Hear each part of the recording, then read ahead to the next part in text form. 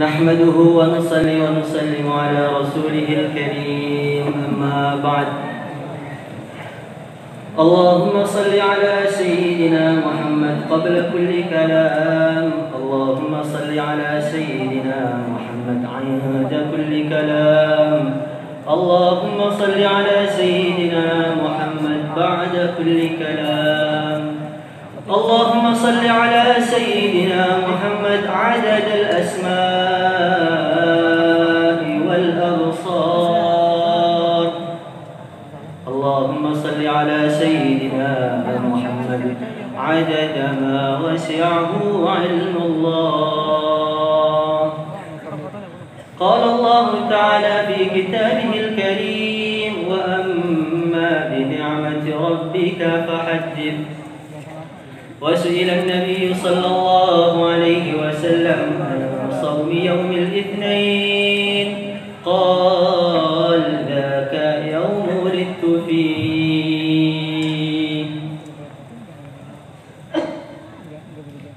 Para hadirin yang dimuliakan oleh Allah Subhanahu wa taala. Dalam satu riwayat nanti setiap orang di akhirat akan dipanggil, dihadapkan kepada Allah Subhanahu wa taala.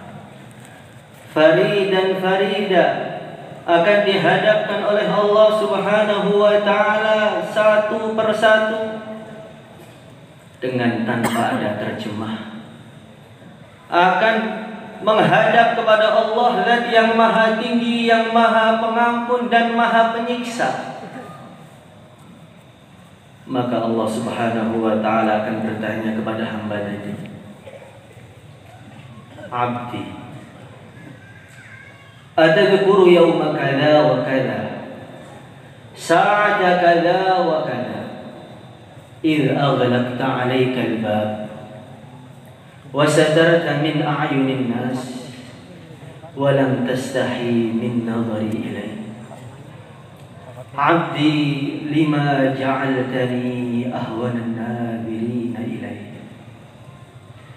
Wahai hambaku, apa kamu tidak ingat pada bulan ini, pada tahun ini, pada jam ini, ketika kamu menutup rapat pintu rumahmu, kamu menutup diri dari pandangan-pandangan manusia karena takut nama kamu akan rusak. Kamu tutup pintu dengan begitu rapatnya, kamu masuk dalam rumah, kemudian kamu maksiat di situ. Dan sama sekali kamu tidak malu dengan pandanganku kepada kamu. Abdi lima ja'altani ahwanan nabirina ilaih. Wahai hambaku, kenapa kamu jadikan pandanganku ini adalah pandangan yang paling tidak penting dalam hidup? Maka Al-Habib Ali Al-Jubri mengatakan jawaban dari pertanyaan ini bahkan lebih berat daripada siksa neraka. Wahai hambaku, kenapa kamu jadikan pandanganku ini pandangan yang paling tidak penting dalam hidup kamu? Yang kamu pentingkan untuk bagaimana pandangan tetangga saya, bagaimana pandangan guru saya, bagaimana pandangan murid saya. Tidak pernah kamu pertimbangkan bagaimana pandangan Allah kepada saya. Maka pada majelis yang mulia malam ini, Allah Subhanahu wa taala memandang zahir kita, memandang batin kita, memandang hatinya setiap orang yang hadir dalam majelis ini. Maka bagaimana kita datang ke sini, kita bersihkan hati kita murni karena dorongan-dorongan agama, mencari ridha Allah, gembira atas lahirnya Rasulullah, bukan karena dorongan-dorongan dunia, sehingga majelis kita yang mulia ini menjadi majelis yang dibangga-banggakan Allah di depan para malaikatnya. Hadirin yang dimuliakan oleh Allah Subhanahu wa taala. Dan amalan yang ikhlas karena Allah inilah amalan yang akan diganjar oleh Allah Subhanahu wa taala. Maka dalam kitab I'anatul Talibin diceritakan dulu ada seorang pemuda. Yang pemuda tadi amalannya begitu buruk. muamalahnya begitu buruk, ibadahnya begitu buruk, bahkan dia sering melakukan maksiat-maksiat sehingga orang-orang manggil dia ini sebagai pemuda yang fasik. Masyarakat di Basrah sana sudah tidak ada simpati lagi dengan dia, memandang dia dengan pandangan yang begitu hina. Ahli maksiat ini memandang dia dengan pandangan begitu hina, ini orang yang tidak mementingkan agama. Maka pemuda tadi yang hari-hari maksiat tiba-tiba mati. Setelah dia mati, tidak ada satupun orang yang memandikan dia. Bahkan tetangganya sendiri tidak mau menyolatkan dia, tidak mau ngurus jenazah dia, sehingga jenazahnya itu di dalam rumah tidak ada yang ngurus satupun. Orang-orang mengatakan biarkan jenazah dia, tidak usah diurus. Sebagai pelajaran bagi orang-orang yang nakal, bosnya kalau mereka nakal mati, nggak akan ada yang mau nyolatkan mereka.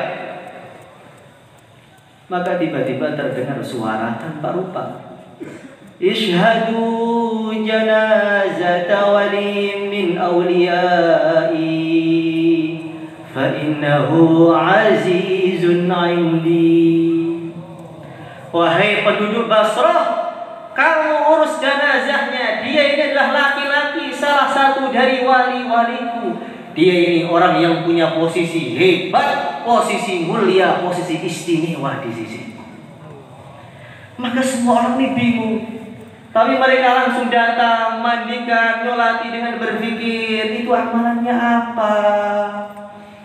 Kami tetangganya tidak pernah melihat perbuatan baik yang tampak, itu gak pernah lihat. Amalannya apa? Ditanya ke keluarganya, gak tahu juga. Ditanya kepada anak istrinya, mereka berpikir berbulan-bulan tidak ada jawaban tentang amalan yang dia simpan, yang dia sembunyikan. Maka tiba-tiba ada satu ulama ini istikharah, Zikir sampai, ya Allah, tunjukkan kepada saya sebenarnya amalannya dia itu apa. Sampai dikatakan waliyun min awliyai innahu azizun indi, amalannya apa? Ketika dia tidur mimpi melihat orang tadi itu dalam surga yang begitu indah, yang luarnya tampak dari dalamnya, dalamnya tampak dari luarnya. Didipan-dipan wa furushim marfu'ah, dipannya itu tingginya antara langit dan bumi. Dia duduk dengan senyum, dia mengatakan, kamu bingung ya? Orang-orang Badat bingung. Tidak ada amalan yang saya sembunyikan. Kamu terlalu banyak memandang jelek saja. Ya, amalan kamu apa? Amalan saya ini sedikit tapi ikhlas. Apa itu? Setiap datang bulan Rabiul Awal, maka saya ini terbesit dalam hati saya, ini bulan mulia, ini bulan istimewa. Nabi dilahirkan pada bulan ini, yang mana hidayah itu menjadi tersebar seluruh dunia. Maka saya harus mengagungkan bulan ini. Saya beli baju yang paling mahal, saya beli minyak wangi yang paling mahal, saya potong rambut saya yang aslinya panjang itu kayak preman, saya rapikan rambutnya, saya mandi sebersih-bersihnya. Setelah badan saya bersih, saya membuat di rumah saya ini maulid kecil-kecilan. Saya baca maulid Nabi. Dengan begitu ikhlas saya mengatakan, ya Allah, walaupun saya ahli maksiat, tapi saya menghormati Nabi-Mu, ya Allah. Itulah amalan yang menghilangkan, menghapuskan seluruh dosa saya, dan saya dikumpulkan bersama para wali-walinya Allah Subhanahu wa Ta'ala. Maka pada bulan yang mulia ini ada maulidan. Maulidan itu bukan hajatnya Al-Fatah, bukan hajatnya mahalah-mahalah, bukan hajatnya kiai saja, tapi ini hajatnya setiap orang yang merasa gembira dengan datangnya Rasulullah Shallallahu Alaihi Wasallam. Maka orang Temboro ini orang kaya-kaya semuanya, santri ini kaya-kaya semuanya, bikin maulid setiap rumah masing-masing. Setiap kamar bikin maulid masing-masing. Kalau 10 Muharram saja, mulai orang yang paling kaya sampai paling miskin, pada hari itu berlomba-lomba keluarkan uang sebanyak-banyaknya, sedekah sebanyak-banyaknya demi kemaslahatan supaya rizkinya setahun longgar semuanya. Berarti justru pasti harus ketika maulid Nabi ini kita keluarkan harta kita yang lebih banyak lagi, karena ini untuk kemaslahatan dunia dan kemaslahatan akhirat kita. Bagaimana? Siap atau tidak? Gak usah besar-besar. 5 orang, 10 orang tunjukkan kepada Rasulullah SAW. Ya Rasulullah SAW, yang gembira itu bukan pondok saja. Saya juga gembira dengan kelahiranmu. Jangan maulid Nabi malah mencari keuntungan, cari makan gratis. Hari ini hari korban, bukan hari menunggu orang yang korban. Bagaimana? Siap? Jangan ada satu rumah yang gak ada maulidnya, kurang gembiranya dengan Nabi. Untuk istrinya mau modal, untuk Nabi gak mau. Umat siapa dia itu? Hadirin yang dimuliakan oleh Allah Subhanahu wa Ta'ala, maka malam hari ini kita ini akan memperbarui semangat kita, memperbarui cinta kita. Kalau orang-orang yang sudah nikah itu setahun sekali ada memperbarui pernikahan. Namanya apa? Anniversary katanya. Supaya cintanya itu bersemi kembali. Maka maulid Nabi di sini ini adalah membuat cinta kita kepada Nabi bersemi kembali. Yang sudah hilang maulidan pulang cinta. Tapi bagaimana cinta kita pada Nabi ini? Jangan sampai cinta yang hanya keluar dari mulut saja. Hari ini maulid, ayo gembira, ayo cinta. Bukan seperti itu. Bagaimana cinta kita ini? Cinta yang dari mulut jatuh ke hati, dari mata jatuh ke hati, dari telinga jatuh ke hati, bahkan dari seluruh tubuh jatuh ke hati. Bagaimana? Gak tahu bagaimana. Hadirin yang dimuliakan oleh Allah Subhanahu wa Ta'ala, kita lihat itu cintanya Sayyidina Abu Bakar As-Siddiq radhiyallahu ta'ala anhu kepada Nabi. Dalam satu riwayat dinyatakan ketika Rasulullah sallallahu alaihi wasallam bersama Sayyidina Abu Bakar itu hijrah ke Madinah, maka dalam perjalanannya Nabi itu haus. Sayyidina Abu Bakar juga sangat haus, nyari minuman gak ada, lewat padang pasir. Maka Abu Bakar mengatakan, ya Rasulullah sallallahu alaihi wasallam, kau tunggu di sini, saya cari minuman sebentar ya Rasulullah sallallahu alaihi wasallam. Maka beliau nyari minuman, setelah dapat, ya Rasulullah, ini ada minuman sedikit, kau silahkan kau minum. Fasyariban Nabi sallallahu alaihi wasallam, thumma syariban Nabi, thumma syariban Nabi hatta irtawaitu. Maka Nabi itu minum sehingga dahaga beliau mulai hilang. Minum lagi, tambah seger sampai beliau kenyang. Ketika beliau kenyang, saat itu juga saya juga langsung kenyang. Saya kenyang bukan karena saya minum, saya kenyang karena saya melihat kekasih saya sudah kenyang. Itu namanya cinta. Cinta itu seperti itu. Maka Nabi suatu ketika Rasulullah SAW sedang sakit. Ini ada yang mengatakan Nabi kepada Abu Bakar kepada Nabi, ada yang mengatakan Imam Syafi'i kepada Imam Ahmad. Sedang sakit. Maka Sayyidina Abu Bakar dengar kaget, langsung dijenguk itu Rasulullah Sallallahu Alaihi Wasallam. Ketika dijenguk melihat Nabi sakit, Sayyidina Abu Bakar langsung sedih, lemes sampai rumah. Ganti Sayyidina Abu Bakar langsung sakit. Nggak berselang lama Nabi pun sembuh. Ketika Nabi sembuh, Nabi ganti, Nabi menjenguk Sayyidina Abu Bakar As-Siddiq radhiyallahu ta'ala anhu. Ketika Nabi menjenguk, Nabi itu buka pintu kamar Sayyidina Abu Bakar. Ketika Sayyidina Abu Bakar memandang wajahnya Nabi, maka cahaya kenabian tadi menghilangkan seluruh penyakitnya Nabi Sayyidina Abu Bakar.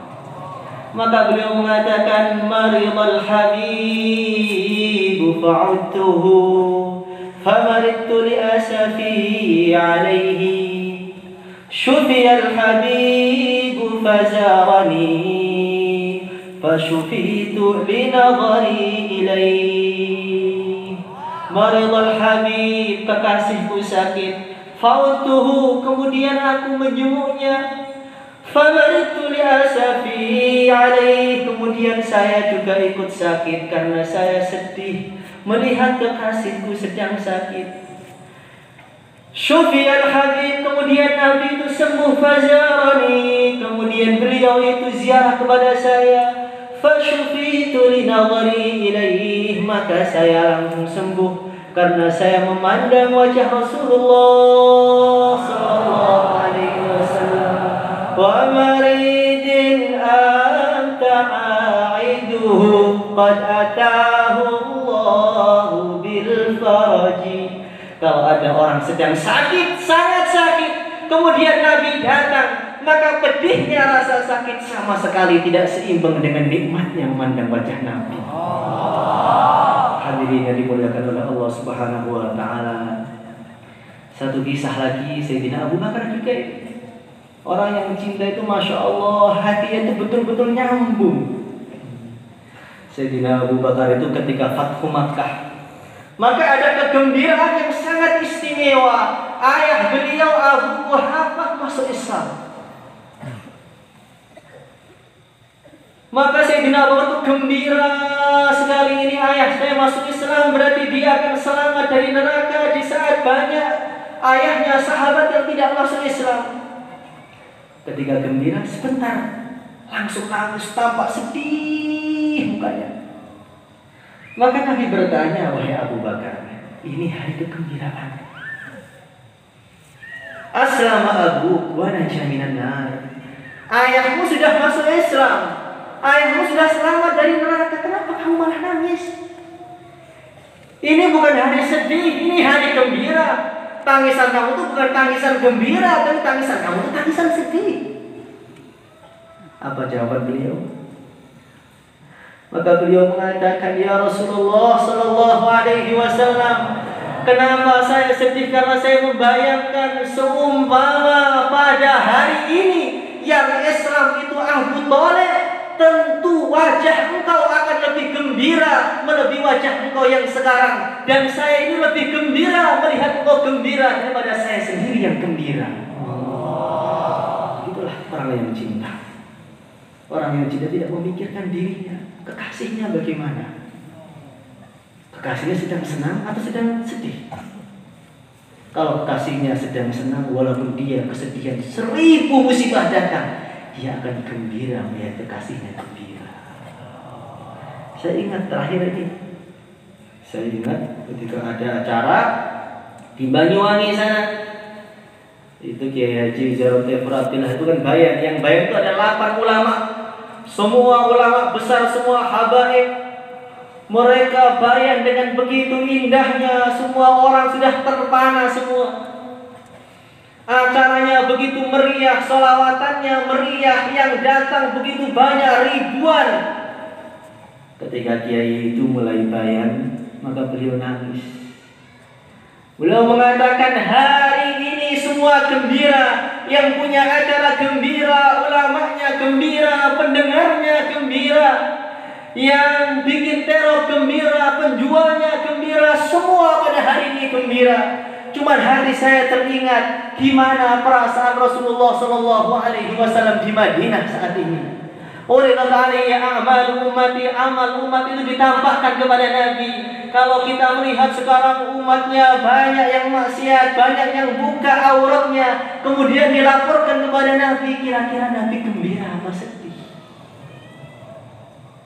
Maka majelis yang besar ini juga dilaporkan kepada Nabi. Insya Allah, dan saya yakin Nabi tersenyum melihat majelis kita ini. Allahumma ja'alna minhum. Allahumma salli ala Muhammad. Al-Fatihah.